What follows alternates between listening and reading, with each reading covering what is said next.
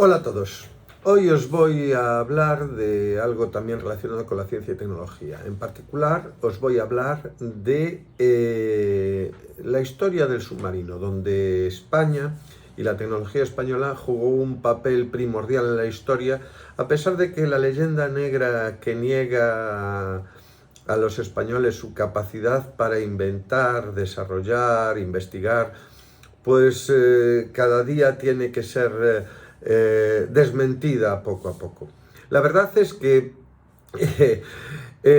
tiene su interés el tema de la investigación submarina, sobre todo teniendo en cuenta de lo que pasó cuando la Armada inglesa decidió botar un nuevo buque oceanográfico y abrió una encuesta popular para decidir cuál iba a ser su nombre, y el nombre que iba ganando fue descalificado, ya que alguien decidió que podía ser divertido que el buque se llamase Blas de Lezo, por eso de que ha sido uno de los grandes contribuyentes a los estudios submarinos por parte de la Royal Navy. Evidentemente, el efecto que tuvo sobre la Royal Navy el resultado de la derrota en Cartagena de Indias, infringida por Blas de Lezo, pues pasará a la historia, aunque pasará a la historia con letras pequeñitas, ya que todo el mundo habla de la Armada Invencible, la felicísima Armada,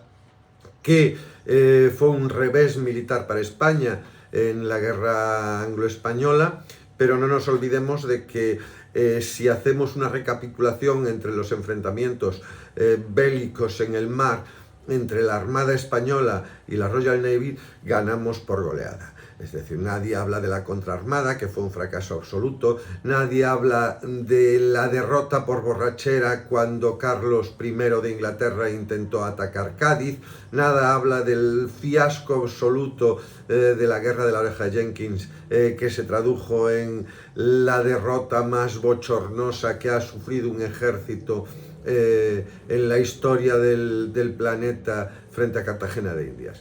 Pero bueno, lo que tampoco se dice es que España ha jugado un papel importantísimo en el desarrollo de lo que son las armas submarinas, los submarinos.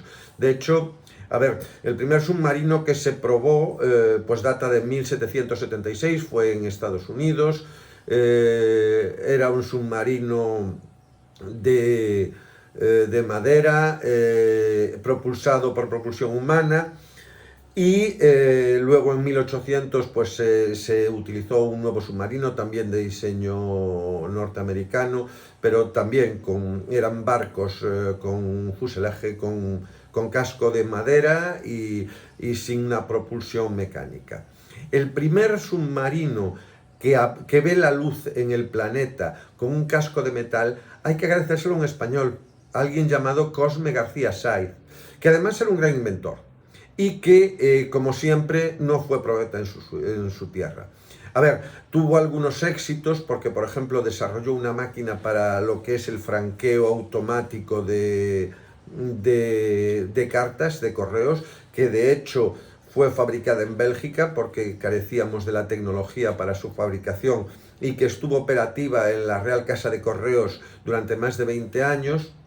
Pero también desarrolló, por ejemplo, un fusil de retrocarga, algo que hubiera sido completamente revolucionario en ese momento, y que un avezado general español decidió que los componentes de ese fusil era demasiado frágil para los avatares de la guerra, con lo que lo rechazó.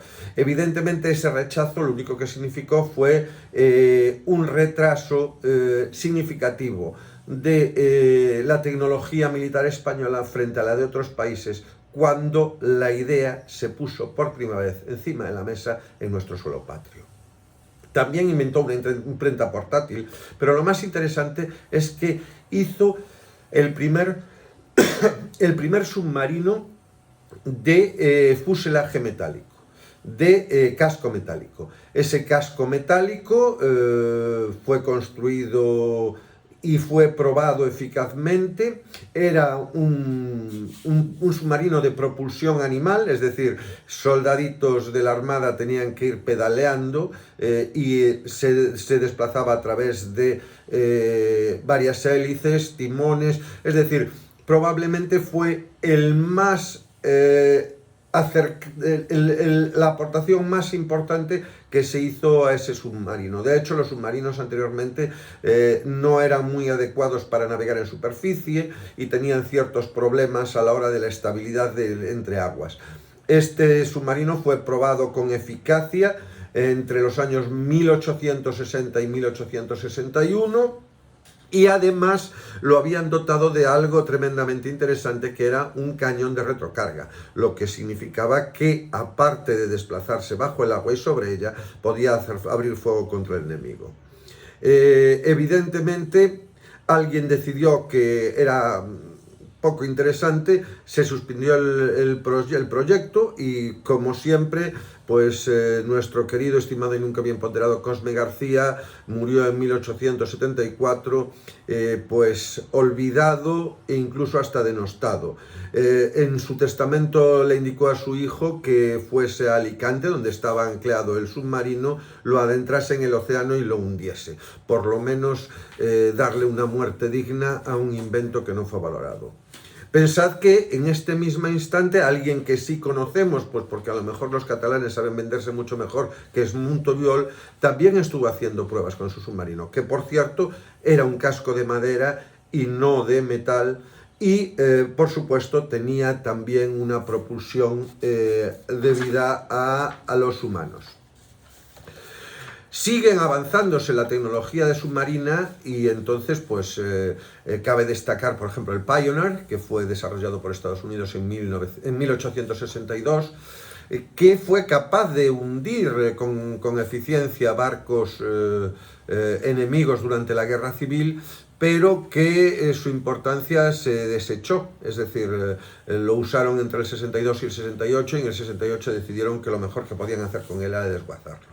Y en ese momento hace su aparición otro investigador, otro inventor, otro científico, otro ingeniero español, que es Isaac Peral. Estamos hablando de 1887. En ese momento Isaac Peral desarrolla el primer submarino de propulsión no animal.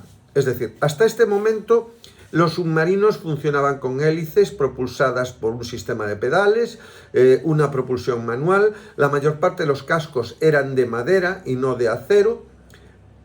Isaac Peral pone en funcionamiento, desarrolla un submarino de acero con una velocidad máxima de 7 nudos y capaz de lanzar 3 torpedos. Este submarino además tenía una autonomía de unas 250 millas náuticas, que eran ampliables hasta las 400 millas.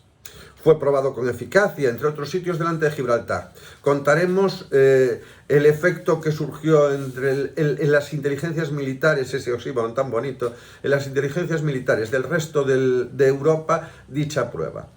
Desgraciadamente, hubo un cambio de gobierno.